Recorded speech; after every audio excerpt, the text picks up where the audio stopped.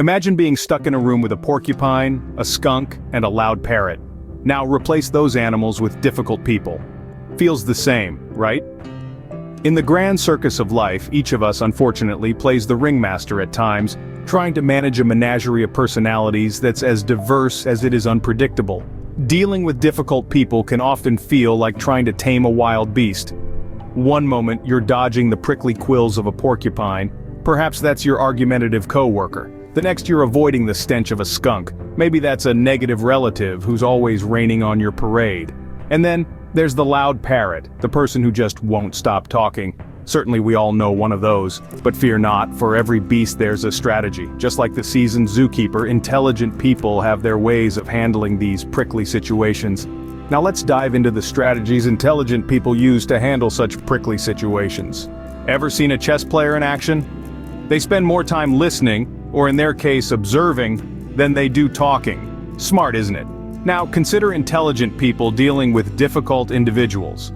They employ a similar strategy, but instead of observing a chessboard, they're actively listening. Active listening isn't just about hearing words, it's about understanding the emotions, intentions, and motivations behind those words. It's about paying attention, showing empathy, and responding thoughtfully.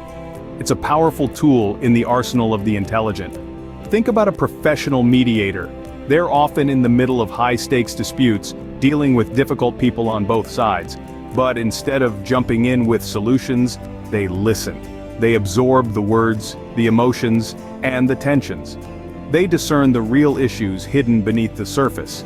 And based on their understanding, they guide the conversation towards resolution. So listen like a chess player and make your next move count.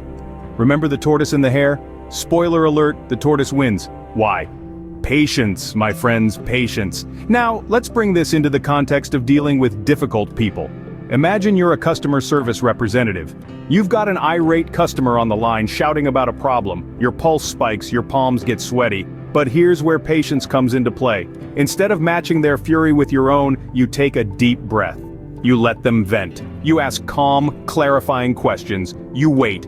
You listen. And then, like magic, something happens. The customer, feeling heard, begins to calm down. Their shouts turn into sentences, their sentences into a conversation. And you, patient as a tortoise, have managed to turn a difficult interaction into a productive one. So, when dealing with difficult people, channel your inner tortoise.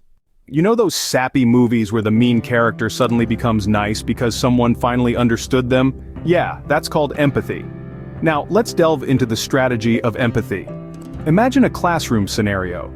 A teacher has a notoriously difficult student who constantly disrupts the class. The teacher could reprimand the student or even expel them.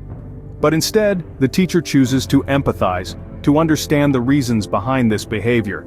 Maybe the student is dealing with issues at home or battling inner demons. The teacher's empathetic approach could lead to the student opening up and eventually improving their behavior. Empathy, therefore, isn't just about being nice. It's about understanding another person's perspective, their challenges, and their emotions.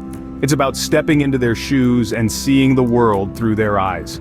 This approach can transform relationships and, yes, even tame the most difficult people. So, remember, be the understanding character in the movie of life. Ever seen a dog claim its territory? It's all about boundaries, and guess what? Humans need them too. Just as a dog marks its territory, we humans also need to establish our boundaries, especially when dealing with difficult people. Boundaries are essential. They are our personal space that we define for ourselves. Think of it as an invisible fence that protects your mental, emotional, and physical well-being. Let's take an example. Imagine you're working with a demanding boss who constantly piles on work without respecting your personal time. How would an intelligent person handle this? They'd set clear boundaries. They might say, I'm committed to doing the best job I can during work hours, but I also need to respect my personal time to recharge and be productive. This approach doesn't just protect your well-being, it also fosters respect between you and the difficult person. It communicates that you value your time and energy and expect others to do the same. So mark your territory, set your boundaries. So dealing with difficult people isn't about wrestling a bear. It's about being a chess player, a tortoise, an understanding friend, and a dog marking its territory. We've journeyed together through this labyrinth of human interaction, and it's time to tie it all together.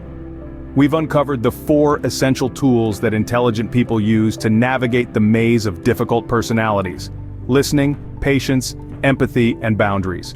Listening, as we've seen, is not just about hearing words.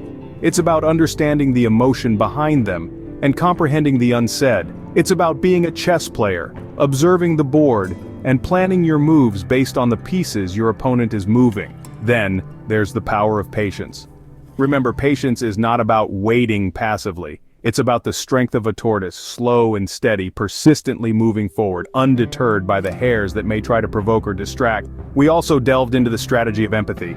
Empathy isn't about agreeing with someone or condoning their behavior. It's about being an understanding friend, seeing the world from their shoes, and acknowledging their feelings. Lastly, we talked about the importance of boundaries.